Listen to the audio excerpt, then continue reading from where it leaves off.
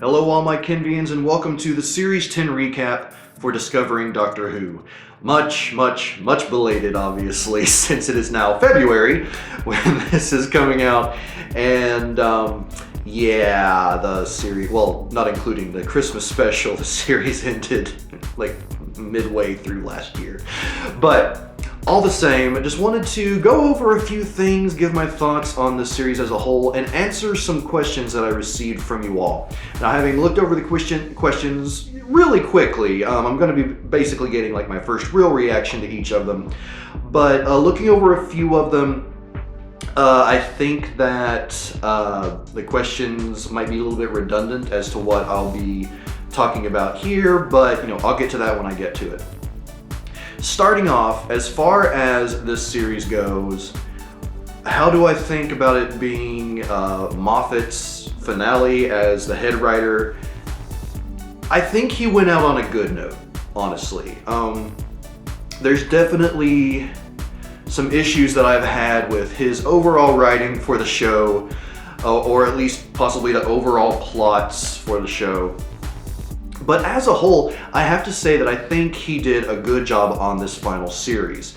Mainly because, unlike some of the other ones, there wasn't really an overarching plot or like this huge big bad that had to be taken out in the end, or that was sort of looming over the entire time. The fact that we had Missy in the vault, and that was sort of like, a very small element that was carried through. I found that to be rather refreshing, as opposed to, oh hey, at the end of this series, the universe gets rebooted? So yeah, just overall, I feel like plot-wise, it allowed for more smaller, encompassed stories to really shine, and it just felt nice as a whole. It felt more clean, I guess you could say, if that's one way to put it, for this to be Moffitts Finale, or his big going out. Now, one thing that I will recognize, and this is a debate that's been going back and forth in the comments and elsewhere, but as far as the Christmas special itself goes, one thing that I did note when watching that was that I found the old-timey humor and how it's called out to be rather funny, in my opinion. But one thing I didn't really note that a lot of people pointed out is that the first Doctor wasn't really portrayed that way. Now, other people have come out and said that well, maybe not all, but some of the lines that were said by the first Doctor in that special were actually said by him previously, but it was a much different context. I'm not going to go into that in major detail because I think it's an interesting debate to have. As someone who hasn't really experienced the first Doctor outside of that initial pilot episode, and then also An Adventure in Space and Time, that making of kind of movie-ish thing. Not knowing the first Doctor, I didn't really have a reference point for that, but knowing what I know now, and again, having seen some of the debate back and forth, I find it rather interesting, and I think that's something I'll kind of keep an eye out for, just any of those lines, or maybe some of that old-timey humor that, back in the day, especially, back in the 60s, the early 20th century, well, not early, but mid-20th century, that kind of humor wasn't as big of a deal, and it might not jump out to people as much, especially if they're big fans of the classic era. I'm not saying it's going to be that way or not, but I just find it, I think it'll be interesting to see whether or not some of that jumps out to me. If I don't notice it, I don't notice it, but we'll have to wait and see. So yeah, I do recognize that as being, I guess you could say, kind of an issue on Moffitt's part, his big going out, and a huge issue that some people had. But overall, again, not having the personal context of having experienced the first Doctor, I still enjoyed that overall.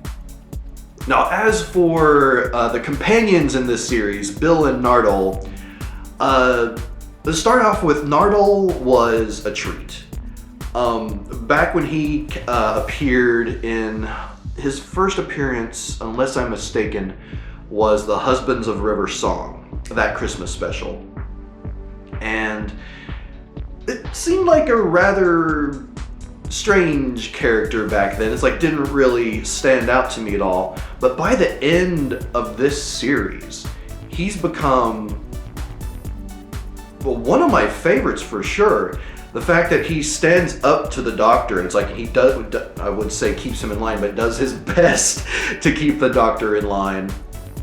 And also doesn't take crap from humans, which, you know, overall, Nardole did really just seem like, a typical human.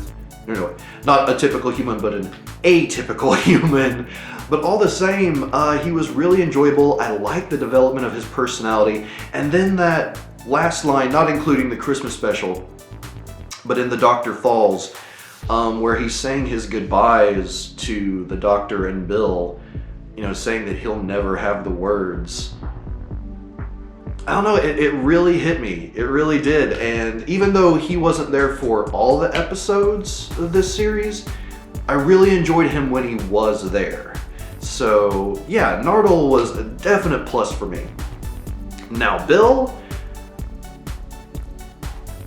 I'm not gonna lie, I think Bill is one of my all-time absolute favorite companions in the run of the show that I've experienced so far. I love her personality. She really stands out. I mean, and I know this is probably just how she's written, but she figures things out for herself. She asks a lot of questions that the Doctor hasn't really experienced before, which I found rather interesting. I mean, even her first, well, not her first question, but the way the first episode, the pilot, the way that the cold open ends is, instead of someone saying the Doctor Who, she said, what is it, Dr. What? So that right there was an indication of like how her personality was going to be different, how she was going to be a change of pace, and I really enjoyed that. I've seen online some people found Bill kind of boring, which I don't get that. I honestly don't get that at all. If anyone shares that opinion, let me know why. Because for me, Bill was very refreshing. She kept the Doctor on his toes. She was questioning him quite often. I will admit that the episode with, not Extremis, but the next one, I can't remember the name of the episode, where she basically asks the monks to save the Doctor and all that. That was a definite, I can't think of the right way to put it, but essentially it seemed a bit out of character and out of her personality for what she meant to do. I don't know, I feel like I'm rambling at this point as far as it goes, but that was one of the lower points. But as a whole, I feel like Bill was an excellent companion. I love the fact that she got her fairy tale ending at the end of The Doctor Falls. Was a bit disappointed that it's not really Bill at the end of Twice Upon a Time, and also not really Nardole. It was just like memories, which worked for the Doctor, but I don't know. It seemed kind of weird to do it that way, but I still like that the character was there, and then Nardole was there like right at the end. But yeah, as a whole, Bill, I think I would probably put her as my second favorite companion, honestly. And I mean, I don't really have a huge ranking system, but as it stands, there's only one I can think of that stands above her, and I'll hold on to that until I get to the audience questions coming up here in just a bit. But before getting into my favorite episodes of the series, I do also just want to comment on Missy Missy and the Master. Well, they're both the Master. You know what I mean. But the evolution of Missy throughout this series, I found it rather interesting. Even though she wasn't there for the whole thing, she was in the vault for most of it. But that first time where Missy is out of the vault and she has that face-to-face with the Doctor, where Nardole needs her to pilot the TARDIS to go back and get them, it seemed rather awkward, and it seemed to me like she was being sort of bluntly or clearly very deceptive, and not deceptive in an actual tricky way, just being deceptive. But then with the next episode, she seemed more sincere, and especially as they started introducing the crying. And I just found that to be truly intriguing, how the character of the Master / Missy evolved from the last state we saw them in, which was just very conniving, doing whatever she can to get her way, or as Missy put it to Clara, "No, I didn't turn good." Apologies for the accent. But yeah, I really found her journey through this series to be very interesting, and the way it ended, while poetic, overall was truly sad, because I wanted to get to see her standing alongside the Doctor. I wanted to see her fighting alongside the Doctor. But then the earlier incarnation of herself obviously made short work of that. And I'm still hopeful that this is not the last that we will see of the Master, that we'll see some different incarnations or future incarnations. Or there's also some theories that have been thrown out in the comments that I found rather interesting. Like, apparently there were entire strings of the Master and his embodiments or his regenerations that were never actually seen, I guess, during the classic era. So I don't know if they will go in that direction exactly, but I do hope that in one way or another they do bring the Master / Missy back, because I don't know, I would hate for that to be the Master's last hurrah, especially as long running as this show is. And then once more, before getting into the episodes, my thoughts on the Doctor himself. Peter Capaldi is a boss. Peter Capaldi is just absolutely phenomenal as the Doctor.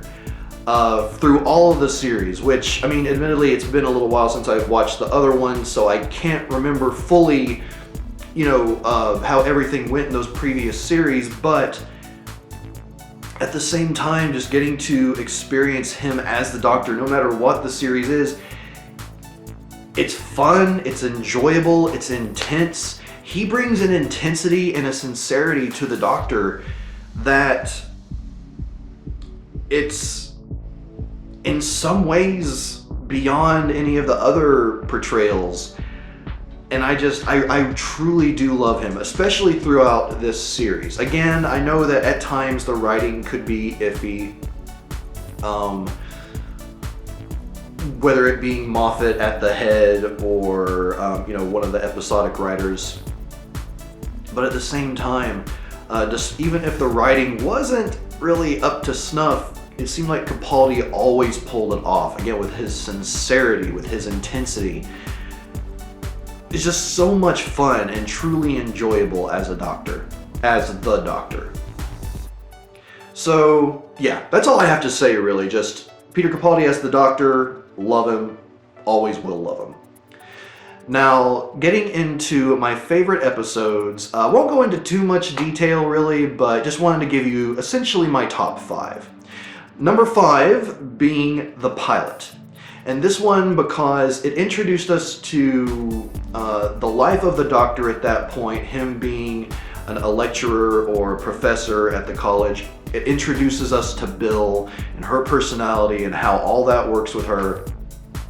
I didn't feel like the writing was the strongest overall. I found just especially when it came to the character Heather, like some of the I don't know if it was her acting or just the way she was written, but certain things seemed a bit off in that episode. But as a whole, this is one of my top 5 because of the fact that it's the introduction of this series, and it starts off at a good point that really just gets better throughout the series. It definitely has some not so great points, but as a whole, the series definitely was on the increase, somewhat consistently. Now, my number 4 favorite episode for this series was Smile. And that was because it gave us Bill's first experience, well, not her first experience away from Earth essentially, but her first episode away from Earth. It introduced us to the emoji bots, or I actually forget what the actual creatures were called. But just that entire episode I just found truly intriguing. The way that this new intelligent species came about, the way that these creatures that essentially made up the entire city that this colony was supposed to be living in, the way that all that worked. Just as a whole, the episode I found to be really interesting, and it took something that at first, when I saw the concept of the emoji bots, I was just like, oh God, really? Really, they're pulling emojis into part of the plot, but it worked. It really did work, and it was legitimately terrifying at times when you see these otherwise adorable little happy face smiles all of a sudden go psycho killer. So yeah, that's my number 4 episode of this series. Number 3 is The Eaters of Light. And I forget the writer's name, but I do know that she is the first and only so far writer from the classic era that has returned to write an episode for the new Doctor Who, or the new era of Doctor Who. And I did see some complaints that the episode The Eaters of Light was too similar to how her last episode, or it was really the last episode of the classic era. It was too similar to that one, which I understand, I guess, but as someone who's never actually seen it, I don't really have a place of comparison to put it against. So, I mean, for me personally, as a whole, I found it to be really enjoyable. I found the concept interesting. I do wish that, I don't know, the music maybe had been a little bit higher quality. I still enjoy the music, like the bagpipes that they were playing and how that played into the story itself. But after going back and rewatching it, I did notice that it wasn't that great. Like, you could definitely tell they weren't actually playing the instruments. So I do wish that had been a little bit better, but as a whole, with the creature, with the concept, everything, I found it truly enjoyable. And it was, again, one of my highlights of this series. Now, number 2, some people might think that my top 2 are a little bit out of order, but stick with me here. My number 2 episode of this series is The Doctor Falls. And the reason is, I should really just include World Enough in Time and The Doctor Falls as one whole, but dividing them up into separate episodes, The Doctor Falls is hugely emotional, impactful, right there at the end. I loved the spin that or the way that they did the whole Bill is a Cyberman, but she doesn't see herself as one. There's some really good camera work there. But as a whole, I felt like it just barely fell short of my number 1 episode, and that is World Enough in Time. And that's because just the emotional roller coaster that episode put me through. Just some magnificent horror elements. A great twist, in my opinion, with not only the Mondasian Cybermen, but Mr. Razor, or whatever his name was, being the Master. Which, yes, it was later revealed to me that, the whole mask thing in disguise. Like, that's a huge thing that the Master from the classic era loves. But yeah, just as a whole, I mean, you could really just say that the two-part series finale tie for number one, which makes them places 1 and 2. But yeah, as a whole, I feel like my absolute favorite episode of this entire series has to be World Enough in Time. It was just, again, an emotional roller coaster, especially at the end where I was freaking out. It was just phenomenal, and the number one highlight for me of the entire series. Again, with the Dr. Falls just barely falling short of that, in my opinion. So those are my favorite episodes of this series. As far as that goes, please do let me know your favorite episodes in the comments down below. As far as least favorites go, I didn't write this down, but I would say maybe the trilogy of the monks, starting with Extremis. It was just, I enjoyed them for the most part at the time, but looking back, I definitely see the flaws. I still feel like, which is different from most people's opinions, I feel like Extremis was the worst. It got a little bit better with the next one. And then The Lie of the Land was the best, the plot holes aside. But overall, I feel like those three are probably the bottom rung for me as far as Series 10 goes. Now, to get into some of your all's questions, let's see here. It's taking very long to scroll. Here we go. A question from Ghostplay. Whose era did you enjoy more if you had to choose? The Russell T Davies era or the Stephen Moffat era? And that's really a hard question because, for the most part, I probably would have always said the Russell T Davies era. But at the same time, I feel like, especially with Capaldi as the Doctor, a lot of those episodes have sort of evened it out for me, seemingly, because there were definitely some weak episodes during Russell T Davies' era, just as there were weak episodes during Moffat's era. But as a whole, I would probably have to say I personally prefer the Russell T Davies era. Maybe it's just nostalgia because that's where I got my start in Doctor Who. But as a whole, I definitely would have to say that I prefer his era as head writer over Moffat's. But again, as a whole, I feel like they started to even out for me as far as enjoyment goes. So that was a question from Ghostplay. From Jim Fish, favorite 12th Doctor moments. And this is one where definitely, please keep in mind that I don't have a lot of recollection off the top of my head as far as the last few series go.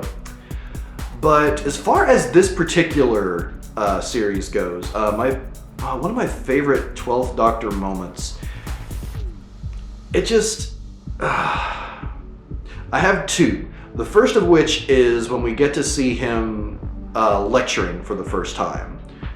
It was just, that truly seemed like the kind of professor I would want to have. Like, whatever the class being, it's like just sitting there and listening to him would be a true amazing experience, in my opinion, and I would absolutely love that. My second favorite would probably have to be that end sequence, or not that very end sequence, but when he's going out and battling against the Cybermen at the end of the Dr. Falls. Just, I mean, you can't even really put it into words. It was just a phenomenal sequence and definitely one of my favorite moments of this series. Again, the 12th Doctor has a lot of great moments, those two being the ones that are most recent and stand out to me the most currently. If I had time to go back and check back over the previous episodes, I would have more there, but I hope you understand, between ADHD and just being really busy, I can't really focus on all that right now and didn't have time to go back. But moving on, my next question from Shane Daly. Let's see, what's your opinion of how, or if it changes, how you see death in the show? And my favorite quote, other than what you said, would be the glasses bit. If that became a painting or just a picture of the first Doctor wearing them, that would be fantastic. Oh, okay, so the first part of it was just the question. The last part was just commenting on the Doctor wearing the first Doctor wearing the Sonic sunglasses. My opinion of how it changes how you see death. I assume that, well, with that having been commented on the Christmas special, I find it to be intriguing that this thing, testimony, goes around and it essentially gathers up the memories from everyone that's ever died, seemingly in the universe. As far as it changing my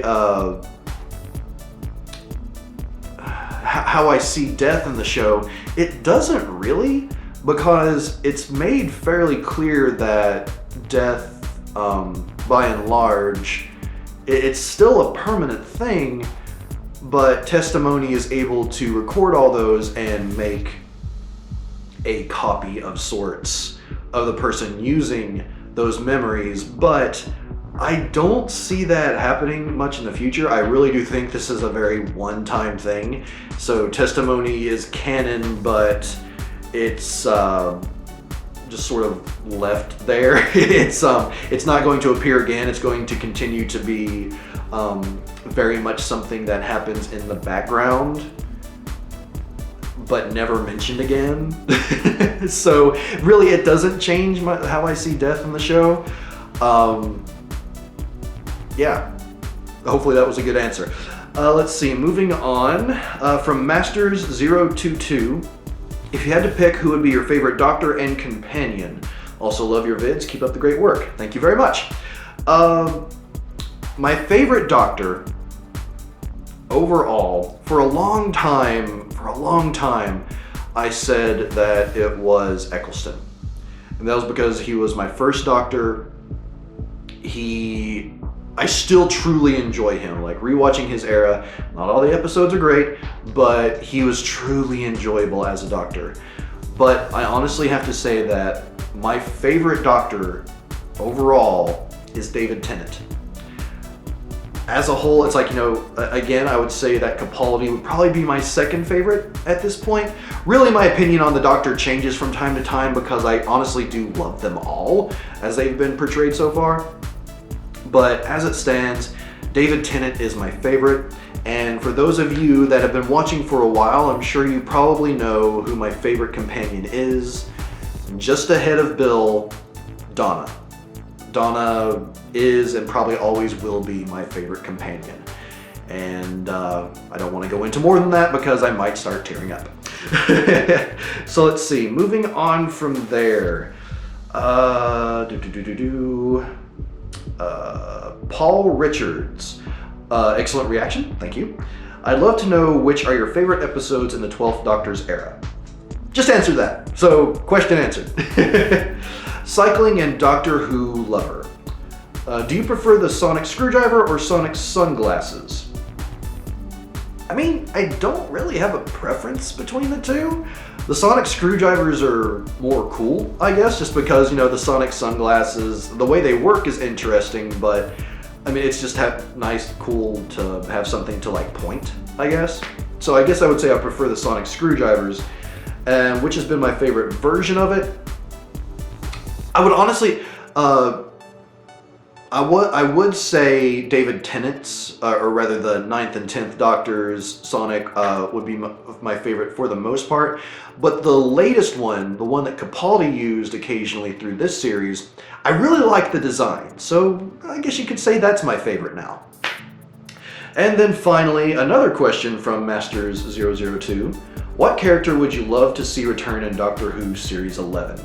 Mine would definitely be Wilf. Gotta love that guy. I would love to see Wilf again, but I find it very unlikely because now we are 2 different head writers away, and just those characters haven't been visited in a long, long time. So unless it was like a young version of Wilf, I really don't see that happening. But as far as if they were to bring back characters into the show, and let's just say that it's any of the characters that are out there available. I would love to see, I want to say Donna, but I know that's not realistic again for the same reasons I said Wolf. I want to see Jack come back, Torchwood Jack. I want to see him come back. And also, honestly, I'd love to see Bill again. I really would. I'd love to see Bill again. I'd love to see Nardole again. Of those two, I would say Nardole is the most likely. But yeah, Jack from Torchwood, aka John Barrowman, and Nardole. Because I feel like those are the two potentially most realistic ones that we could expect. Yeah, I'm gonna go with that. So everyone, this has been my Series 10 recap for Discovering Doctor Who. If you have any questions you would like for me to answer, leave them down below. I'll do my best to answer them. I've been really busy lately, so I can't guarantee I'll get to it, but I'll do my best. Again, anything else you all want to leave down there, some of your favorite episodes. Yes, I know that some people said they really didn't like the whole Doctor getting his memories back of Clara, so on and so forth. I thought it was a nice little moment. But yeah, as a whole, that's really all I have to say about Series 10. I look forward to hearing what you all have to say in the comments down below. And now begins the wait for Series 11, which apparently is going to be coming until late this year, possibly October or November. And that makes me sad.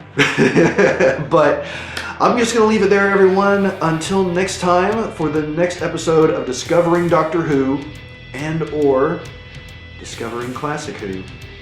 I'm Papa Ken, and I will see you in the next episode. Allons-y!